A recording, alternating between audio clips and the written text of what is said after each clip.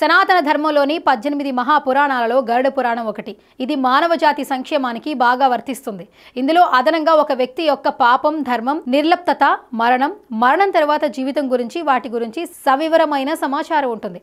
రాత్రిపూట పెరుగు తీసుకోవడం, పెరుగు ఆరోగ్యానికి మంచిది, కానీ రాత్రిపూట తీసుకుంటే చాలా వ్యాధులు వస్తాయి.